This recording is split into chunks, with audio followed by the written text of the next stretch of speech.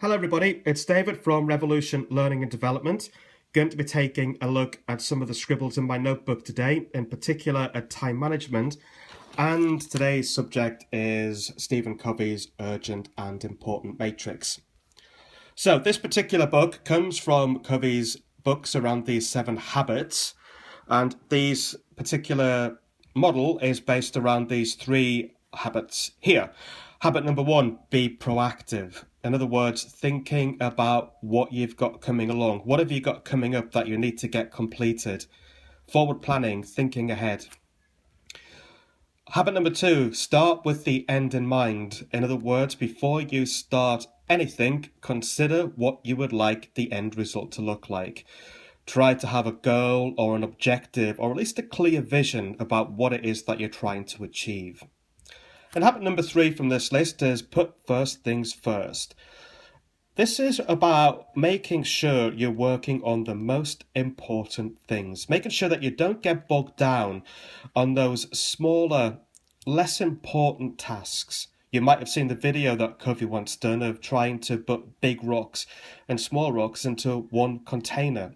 And by putting the big rocks in first and filling the gaps with the smaller stones means that you get more into the container. Time management is the same thing. Making sure that you don't get bogged down on those smaller, less important tasks, making less room for the bigger, more important tasks. But understanding what those bigger tasks are and what the most important tasks are, we can use this very simple model that Stephen Covey put together called the Urgent and Important Matrix. So this model is based around 4 boxes, as we can see here, with these different titles known as urgent, first of all, and not urgent. This is about considering the tasks that you have to work on. Are they urgent or are they not urgent? And urgency is down to time or deadline. In other words, when does the task need to be completed by? The other titles are based around how important the task is. Is it important or is it not important? And this is linked to the value that the task can bring if it being completed, or the size of the consequence if the task isn't completed. So the higher the value or the higher the consequence, the more important the task becomes. The less the value, the less the consequence, the less important task becomes.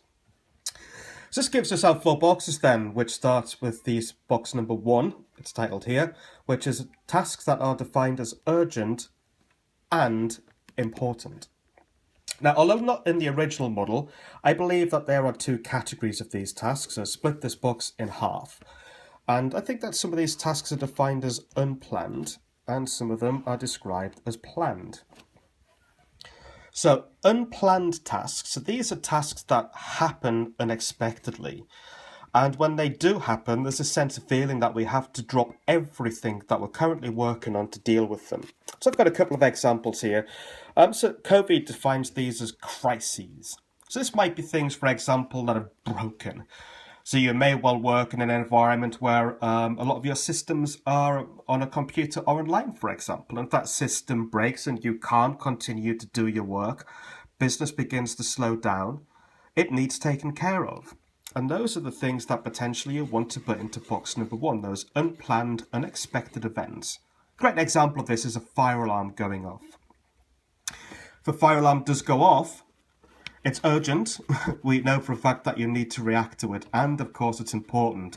There is huge value or severe consequences attached to a fire alarm. For example, human life. There may well be emergencies.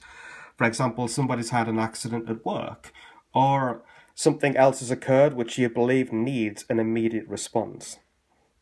This is not about who shouts the loudest, though. This is not down to hierarchy or to who's asking the question, how important do you believe the person is. It's how important the task is. That's quite important to remember here. We'll come back to the second point here and take a look at box number 2. So these are defined as tasks that are not urgent. In other words, they don't need to be completed now, but they are important.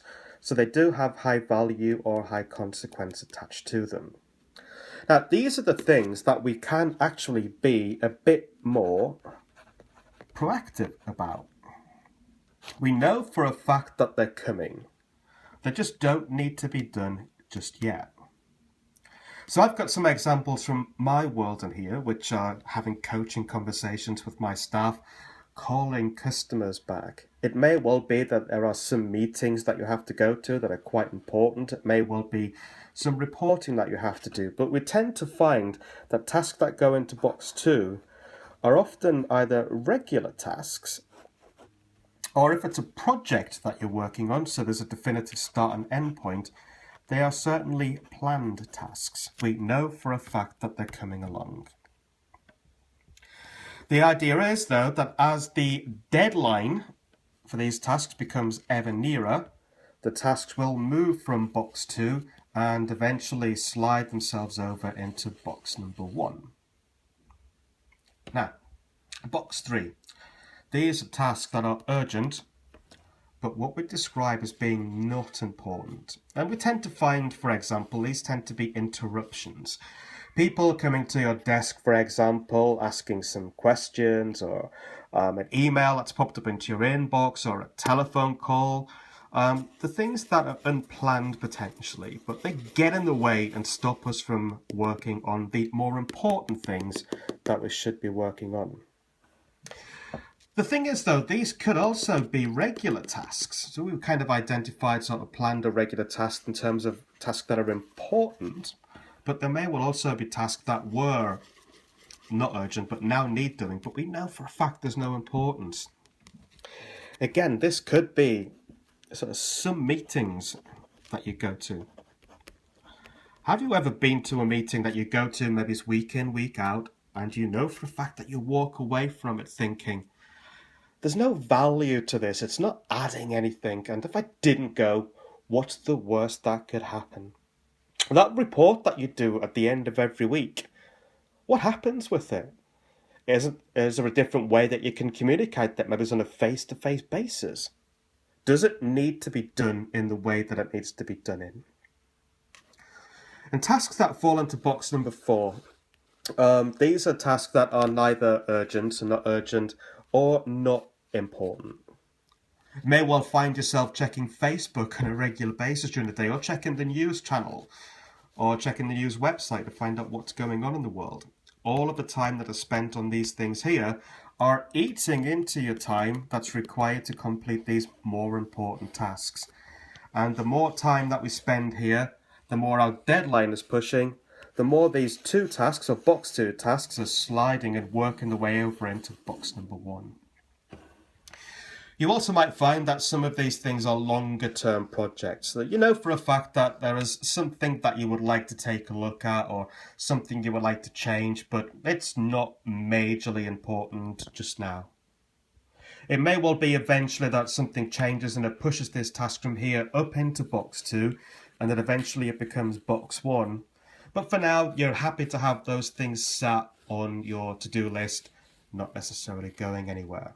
Again, remember, they might be exciting things to work on, but the more time you spend on these things here, the less time you have to spend on the more important tasks. Let's just imagine a world where you spend all of your time in this box here.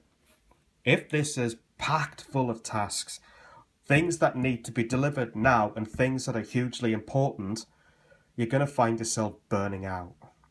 The trick is, though, is to try to be more proactive around these tasks here, to try to reduce the amount of them that slide over into box number 1. If you can plan these tasks in and get them ticked off when they should be done, and reducing the amount of time that you spend on these 2 boxes here, you should find that you can be more comfortable in this box here.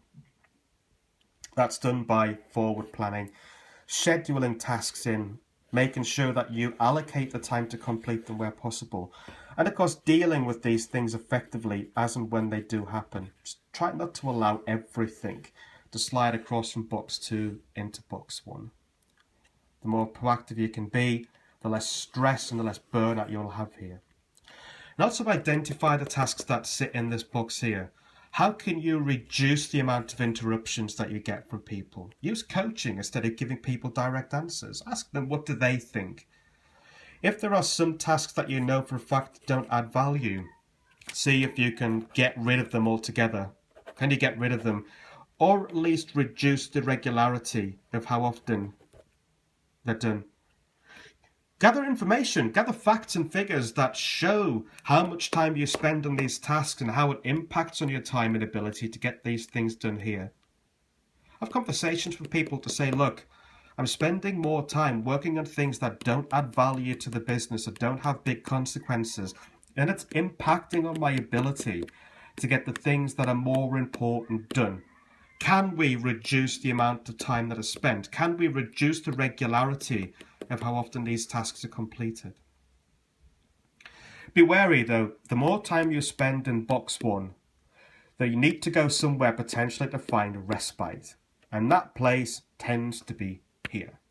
We procrastinate, we put these things off because we don't want to get stuck into them.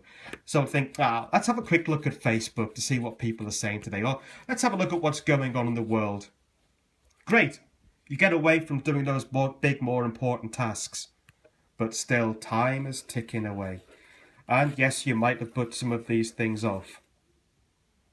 And you want to get started, then all of a sudden, this happens. The unexpected thing happens. Now you've got this to deal with and this to deal with, and that's where stress comes from. And of course, we could delegate some of these things here. If you were proactive enough, you might have had a delegation relationship put in place where you almost kind of say to people, if and when I become too busy, can I hand something off to you?